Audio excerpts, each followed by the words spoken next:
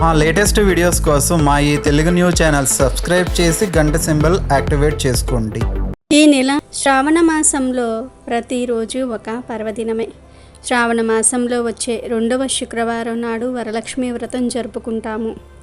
భక్తితో వేడుకుంటే వరాలను ఇచ్చే తల్లి వరలక్ష్మీదేవి. ఈ వ్రతాన్ని ఆచరించడానికి ఏ నిష్టలు, నియమాలు, మడులు అవసరం లేదు. నిశ్చలమైన భక్తి, ఏకాగ్ర చిత్తం ఉంటే చాలు. వరలక్ష్మీ వ్రతం ఎంతో మంగళకరమైంది. ఈ వ్రతాన్ని చేయటం వల్ల లక్ష్మీదేవి కృపాకటాక్షాలు కలిగి ఐశ్వర్యం సిద్ధిస్తుంది, సకల శుభాలు కలుగుతాయి. స్త్రీలు దీర్ఘకాలం సుమంగలిగా ఉండేందుకు ఈ వ్రతం ఆచరించటం తప్పనిసరి. లక్ష్మీదేవి సంపదలనిచ్చే తల్లి. సంపదలంటే కేవలం ధనం మాత్రమే కాదు, ధాన్య సంపద, పశు సంపద, గుణ సంపద, జ్ఞాన సంపద మొదలైనవి ఎన్నో ఉంటాయి. వర అంటే శ్రేష్టమైన అనే అర్థం కూడా ఉంది. శ్రావణ మాసం శుక్లపక్షంలో పౌర్ణమికి ముందు వచ్చే శుక్రవారాన్ని వరలక్ష్మి వ్రతంగా జరుపుకోవటం హిందూ ఆచారం. వరలక్ష్మి దేవత విష్ణుమూర్తి భార్య. హిందూ మతం ప్రచారం ఈ పండుగ విశిష్టమైనది. వరాలు ఇచ్చే దేవతగా వరలక్ష్మీదేవిని కొలుస్తారు. వరలక్ష్మీ వ్రతాన్ని ఆంధ్రప్రదేశ్, తెలంగాణ, కర్ణాటక రాష్ట్రాలలోని మహిళలు అధికంగా ఆచరిస్తారు. ఈ పండుగను ముఖ్యంగా వివాహమైన మహిళలు నిర్వహిస్తారు. ఈ రోజున దేవతను పూజిస్తే అష్టలక్ష్మీ పూజలకు సమానం అనే నమ్మకంతో కుటుంబ సభ్యులు కూడా పాలు పంచుకుంటారు. అయితే ఈ రోజున ఆడవారు వ్రతం చేసేటప్పుడు ఈ రంగు చీర కట్టుకుంటే సుమంగళి యోగం సిద్ధిస్తుంది. అలాగే భర్త సంపాదన కూడా విపరీతంగా పెరిగిపోతుంది. ఆడవారు ఆచరించే వ్రతాలలో వరలక్ష్మీ వ్రతం కూడా విశేషమైనది. ఈ వరలక్ష్మీ వ్రతం ఆచరిస్తే కుటుంబానికి మేలు జరుగుతుంది అని పండితులు చెప్తూ ఉన్నారు. ఆడవారు ఏ పూజ చేసినా, ఏ వ్రతం చేసినా అది తన కుటుంబం బాగుండాలనే ఆశతో చేస్తూ ఉంటారు. ఆడవారికి భర్త, పిల్లలే ప్రపంచం. భర్త, పిల్లల కోసం ఎంత కఠినమైన వ్రతాలైనా సరే చేస్తారు. అయితే ఈ వరలక్ష్మి వ్రతం రోజు ఆడవారు మర్చిపోకుండా ఇప్పుడు మనం చెప్పుకోబోయే రంగు చీరలను కట్టుకొని వ్రతం చేస్తే లక్ష్మీదేవి ప్రసన్నం చెంది మీ కోరికలను నెరవేరుస్తుంది. వరాలను ప్రసాదించే ఆ వరలక్ష్మీదేవి అనుగ్రహం కలుగుతుంది. మరి వరలక్ష్మి వ్రతం రోజు ఆడవారు ఏ రంగు చీరను ధరించాలి? ఇప్పుడు మనం ఈ వీడియోలో వివరంగా తెలుసుకుందాం. అంతకన్నా ముందు మా వీడియో నచ్చితే లైక్ చేసి షేర్ చేయండి. అలాగే మా ఛానల్ని కూడా సబ్స్క్రైబ్ చేసుకుని మాకు సపోర్ట్ చేయండి. ఇక వీడియోలోకి వస్తే వరలక్ష్మి వ్రతం రోజు ఆడవారు ఏ రంగు చీరను కట్టుకోవాలో తెలుసుకునే ముందు విన్నంతనే సకల కార్యాలను సిద్ధింపచేసే వరలక్ష్మి వ్రత కథను విందాం. ఒకసారి సూత మహాముని సౌనకుడు మొదలైన మహర్షులను చూసి ఇలా అన్నాడు: ఓ మునీశ్వరులారా, స్త్రీలకు సర్వ సౌభాగ్యములు కలుగు వ్రతమొకటి పూర్వము శివుడు పార్వతీదేవికి చెప్పాడు. దానిని చెప్తాను వినండి అని ఇలా చెప్పసాగాడు. ఒకరోజు కైలాస పర్వతమున శివుడు తన సింహాసనం మీద కూర్చొని ఉండగా పార్వతీదేవి ఆయనను సమీపించి, దేవా, లోకంలో స్త్రీలు ఏ వ్రతం చేస్తే సర్వ సౌభాగ్యములను, పుత్ర పౌత్రాదులను కలిగి సుఖ సంతోషాలతో ఉంటారో అటువంటి వ్రతమేదో సెలవియ్యండి అని అడుగుతుంది. దానికి పరమేశ్వరుడు, ఓ దేవి, స్త్రీలకు పుత్ర పౌత్రాది సంపదలనిచ్చే వ్రతం ఒకటి ఉంది. దాని పేరు వరలక్ష్మి వ్రతం. ఆ వ్రతమును శ్రావణ మాసంలో శుక్లపక్ష పూర్ణిమకు ముందుగా వచ్చే శుక్రవారం రోజు చెయ్యవలెను అని చెప్పాడు. అప్పుడు పార్వతీదేవి, నాథ, ఆ వరలక్ష్మి వ్రతం ఎలా చెయ్యాలి? ఏ దేవతను పూజించాలి? ఏ విధంగా చెయ్యాలి? దీనినెవరైనా సరే ఇంతకు ముందు చేశారా? ఆ వివరములన్నీ కూడా చెప్పండి అని అడుగగా శివుడు పార్వతీదేవిని చూసి, ఓ దేవి, వరలక్ష్మి వ్రత విశేషాలు చెప్తాను విను అని ఇలా చెప్పసాగాడు. పూర్వము మగధ దేశమున కుండినం అనే ఒక పట్టణం ఉంది. ఆ పట్టణము నిండా బంగారు ప్రాకారములు, బంగారు గోడలు కల ఇల్లు ఉన్నాయి. అందులో చారుమతి అనే ఒక బ్రాహ్మణ స్త్రీ ఉన్నది.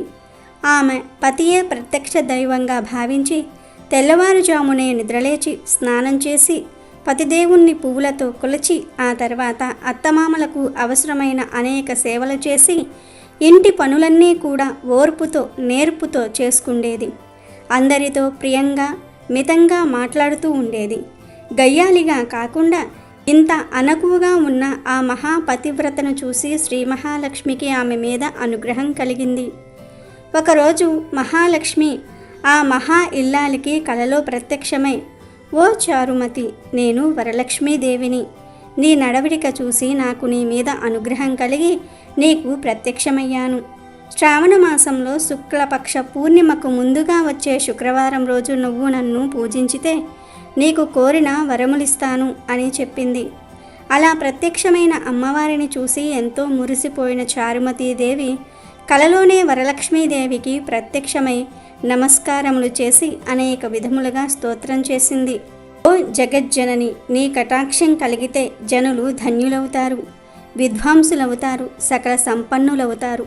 నేను పూర్వజన్మలలో చేసిన పుణ్యఫలం వల్ల నీ దర్శనము నాకు కలిగింది అని చారుమతి అనగా వరలక్ష్మీదేవి సంతోషము చెందింది.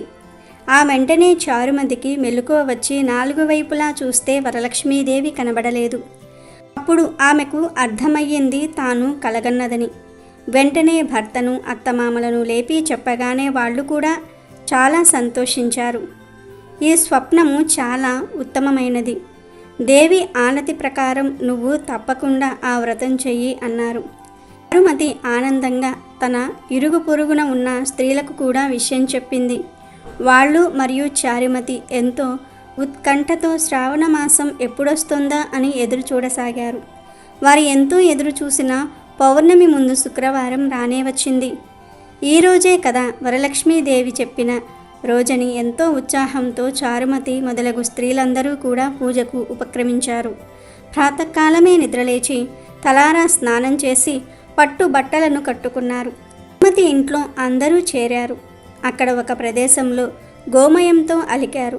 ఒక మండపం ఏర్పరిచారు. దాని మీద ఒక ఆసనం వేశారు. ఆసనం పైన కొత్త బియ్యం పోసి మర్రి చిగుళ్ళు, మామిడాకుల అలంకరణలతో కలశం ఏర్పరిచారు. అందులోకి వరలక్ష్మీదేవిని ఆవాహనం చేశారు. చారుమతి మొదలగు స్త్రీలంతా ఎంతో భక్తి శ్రద్ధలతో పూజ చేశారు. పద్మాసనే పద్మకరే సర్వలోకైక పూజితే నారాయణ ప్రియే దేవి సుప్రీత భవ సర్వదా అను ఈ శ్లోకంతో ధ్యాన వాహనాది షోడశోపచార పూజ చేశారు. 9 సూత్రములు గల తోరణాన్ని కుడి చేతికి కట్టుకున్నారు.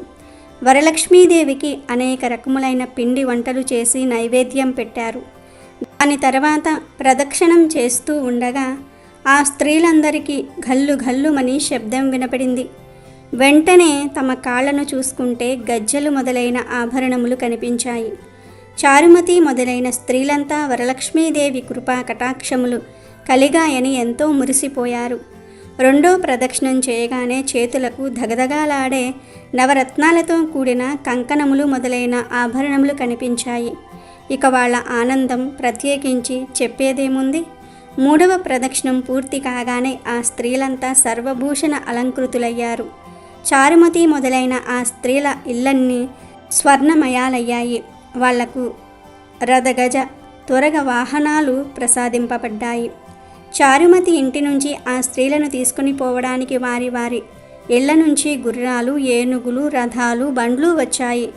ఆ స్త్రీలు మరియు చారుమతి అందరూ కలిసి వారి చేత శాస్త్ర ప్రకారం పూజ చేయించిన బ్రాహ్మణోత్తమునికి గంధము, పుష్పము, అక్షింతలతో పూజించి 11 కుడుములు వాయనమిచ్చి దక్షిణ తాంబూలాలను ఇచ్చి నమస్కరించుకున్నారు. బ్రాహ్మణుడు వారిని ఆశీర్వదించారు. వరలక్ష్మీదేవికి నైవేద్యంగా పెట్టిన పిండి వంటలను బంధుమిత్రులతో తిని తమ కోసం వచ్చిన గుర్రాలు, ఏనుగులు మొదలైన వాహనాలతో వారి ఇళ్లకు బయలుదేరారు. వారు త్రోవలో చారుమతి భాగ్యమును తమ భాగ్యమును ముచ్చడించుకుంటూ వెళ్ళారు. లక్ష్మీదేవి తనంతట తానే స్వప్నంలో వచ్చి ప్రత్యక్షమవుట మంటే మాటలా? చారుమతి ఎంత అదృష్టవంతురాలు అనుకున్నారు.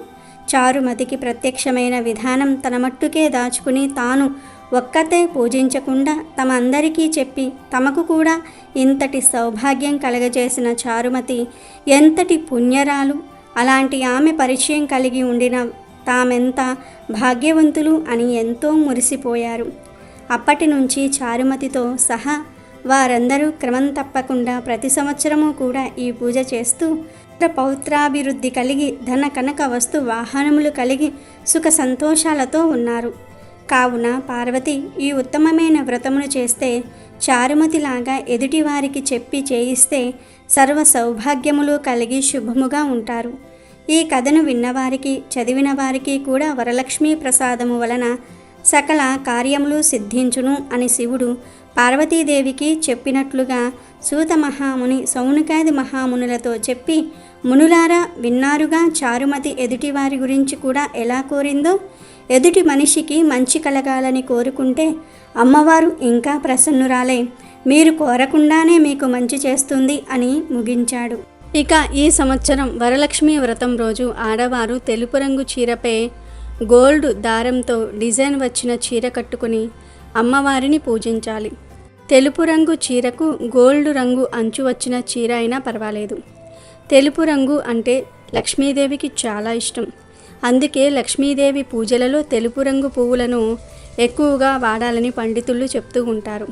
తెలుపు రంగు లేదా బిస్కెట్ కలర్లో ఉన్న చీర అయినా సరే పర్వాలేదు. అయితే ఈ చీరలపై ఏదో ఒక డిజైన్ ఉండేలాగా చూసుకోండి. ఈ రంగు చీరలు ప్లెయిన్గా ఉంటే అస్సలు కట్టుకోకండి. వాటిపై డిజైన్ ఉంటేనే కట్టుకోండి, అంచు ఉంటేనే కట్టుకోండి. అలాగే వరలక్ష్మి వ్రతం రోజు పచ్చరంగు చీర కట్టుకుని పూజ చేసిన అమ్మవారి అనుగ్రహం కలుగుతుంది. ఆకుపచ్చ రంగు, నిండు ఆకుపచ్చ రంగు, ఇలా ఆకుపచ్చ రంగులో ఏ చీర ఉన్నా ఆ చీరను కట్టుకొని వ్రతం చేయండి. ఒకవేళ ఈ రంగు చీరలు లేకపోతే కొని తెచ్చుకోండి. ఉంటే మాత్రం వీటిని కట్టుకొని చక్కగా వ్రతం ఆచరించి అమ్మవారి అనుగ్రహాన్ని పొందండి. కొన్ని చీరలకు వైట్, గ్రీన్ కలర్స్ ఉంటాయి. వైట్ చీరకు గ్రీన్ అంచు వచ్చి ఉంటుంది. అలాగే గ్రీన్ చీరపై వైట్ డిజైన్ ఉంటుంది. అలా ఉన్న చీరలైనా సరే కట్టుకొని పూజలు చేయండి. వైట్ లేదా గ్రీన్ ఈ రెండు రంగు చీరలలో ఏదో ఒక రంగు చీరను కట్టుకొని వరలక్ష్మి వ్రతాన్ని నిష్టగా ఆచరించండి.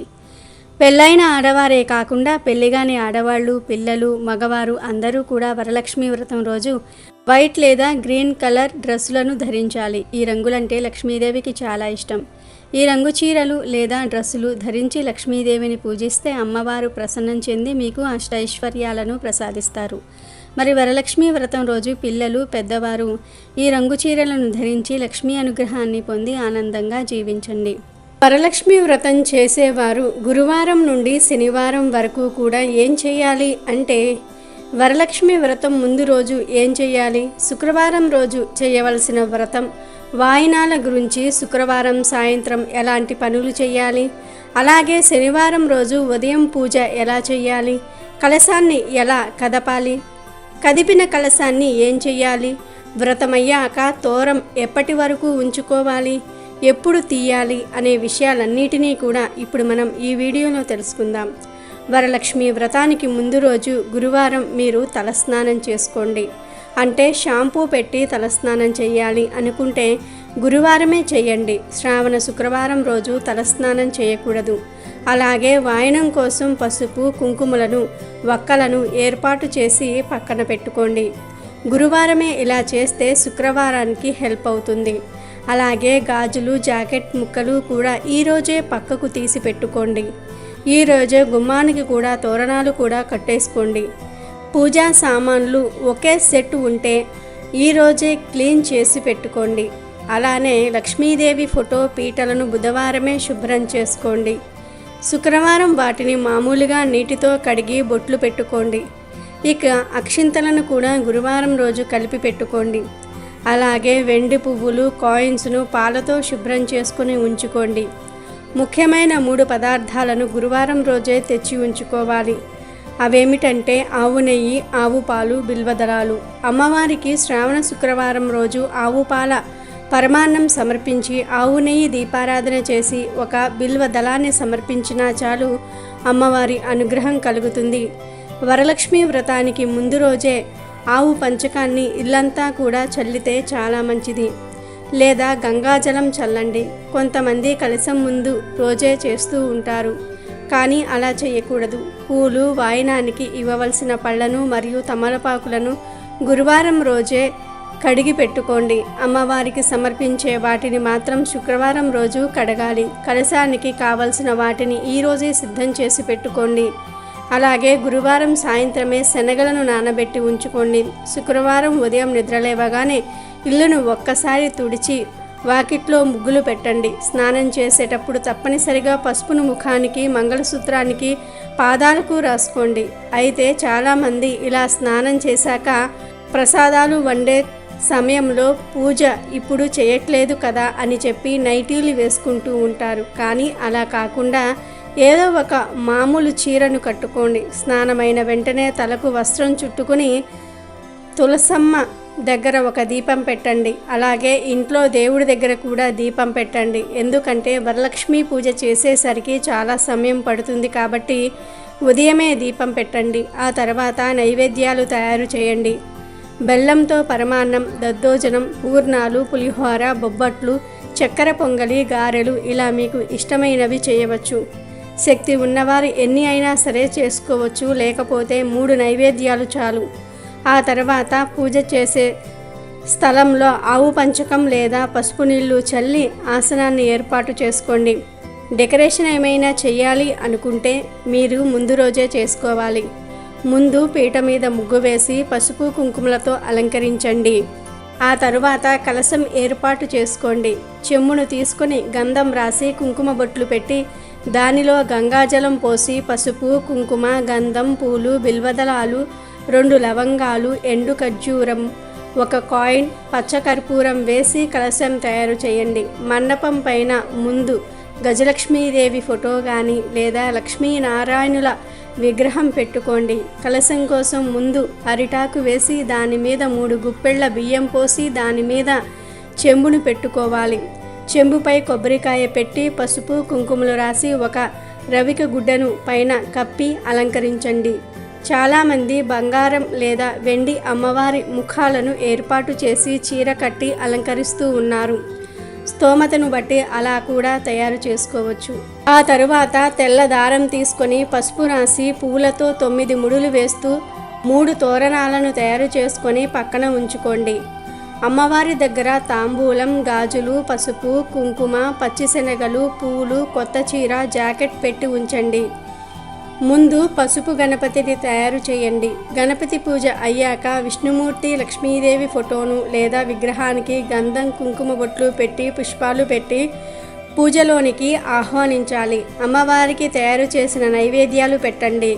తాంబూలానికి ఏర్పాటు చేసిన వాటిని కూడా అమ్మవారి దగ్గర పెట్టండి. అలాగే లక్ష్మీ గవ్వలు, గోమతి చక్రాలు, ఏకాక్షి నారికేలం, దక్షిణావృత శంఖం ఇలాంటి లక్ష్మీప్రదమైన వస్తువులను కూడా అమ్మవారు చుట్టూ ఉండేలాగా పెట్టండి. ఏనుగులు ఉంటే అమ్మవారికి ఇరువైపులా పెట్టి ఉంచండి. తామర గింజల మాల ఉంటే అమ్మవారికి వేయండి. తామర పూలతో పూజించండి. కలశం ముందు ఒక చిన్న ప్లేట్లో అమ్మవారి కాయిన్ని పెట్టి కుంకుమ పూజ చేయండి. 3 తోరణాలు తయారు చేసుకోండి. మీ దగ్గరలో గంట, అగరబత్తి అన్నీ అందుబాటులో ఉండే విధంగా ఏర్పాటు చేసుకోండి. చేసిన ప్రసాదాలన్నిటిని కూడా పక్కన పెట్టండి. ఇప్పుడు చక్కగా మంచి పట్టుచీర కట్టుకుని అమ్మవారి స్వరూపంగా అలంకరించుకుని వచ్చి పూజలో కూర్చోండి. ముందుగా దీపారాధన చేసుకుని ఆసనం చేసుకుని కూర్చుని పూజ చేయండి. వరలక్ష్మీదేవి పుస్తకంలో ఉన్న విధంగా వ్రతం చేసుకోండి. పూజ చేసిన తర్వాత ఖచ్చితంగా ఎవరో ఒకరికి మీరు ఏమీ తినకుండానే ఒక వాయనం ఇవ్వండి. సమయం ఉంటే మిగతా వారికి కూడా అప్పుడే వాయనం ఇవ్వండి. సమయం లేని వారు ఆ రోజు సాయంత్రం వాయనం ఇవ్వవచ్చు. కానీ పూజ చేశాక ఆ రోజు మధ్యాహ్నం పడుకోకూడదు. ఆకులోనే అన్నం తినాలి. సాయంత్రం 4:30కే చక్కగా ఇళ్ళన్నీ కూడా తుడుచుకొని దీపారాధన చేసి వాయినాలు ఇవ్వని వారు 5:30 లోపు వాయినాలు ఇవ్వండి. వాయినాలు ఉదయమే ఇచ్చేసిన వారు సాయంత్రం చక్కగా దీపారాధన చేసి స్తోత్రాలు చదువుకోండి. శక్తి ఉంటే శనగలు, పళ్ళు నివేదన చేయవచ్చు. సాయంత్రం పూజ అయ్యాక అమ్మవారి దగ్గర ఉన్న గాజులను 2 ఆ రోజు వేసుకోండి. శనివారం ఉదయం తొందరగా నిద్రలేచి అమ్మవారికి దీపారాధన చేసి ఉప్పు లేని పెరుగన్నాన్ని నైవేద్యంగా పెట్టి యథాశక్తిగా అమ్మవారికి పూజ చేసుకోండి. పూజంతా అయ్యాక అమ్మవారి పీటని నెమ్మదిగా కదపండి. కలశాన్ని, కొబ్బరికాయను, బియ్యాన్ని తీయండి. కొబ్బరికాయతో తీపి పదార్థం, బియ్యంతో పరమాన్నం చేసి ఇంట్లోని వారందరూ కూడా తినండి. అమ్మవారికి సమర్పించిన రవిక వస్త్రాన్ని మీరు కుట్టించుకోవచ్చు. కలశంలో ఉన్న నీటిని ఏదైనా ఒక మొక్కకు పోసేయండి. కొంచెం నీటిని మాత్రం ఇల్లంతా చల్లుకోండి. పూజలోని పసుపు గణపతిని తీసి ఎక్కడైనా పూల మొక్కల్లో వేయండి. శనివారం రోజే చేతికి ఉన్న తోరణాన్ని తీసేయవచ్చు. ఈ తోరాన్ని ఏదైనా చెట్టు మీద వేసేయండి. ఇప్పుడు మనం చెప్పుకున్న విధంగా వరలక్ష్మీదేవిని పూజించుకున్నట్లయితే ఆ వరలక్ష్మీదేవి యొక్క అనుగ్రహం కలుగుతుంది. అమెజాన్లో బెస్ట్ డిస్కౌంట్స్ కోసం వీడియో డిస్క్రిప్షన్లో లింకు ఉంది, చూడండి. అలాగే మా టెలిగ్రామ్ ఛానల్ సబ్స్క్రైబ్ చేసుకోండి.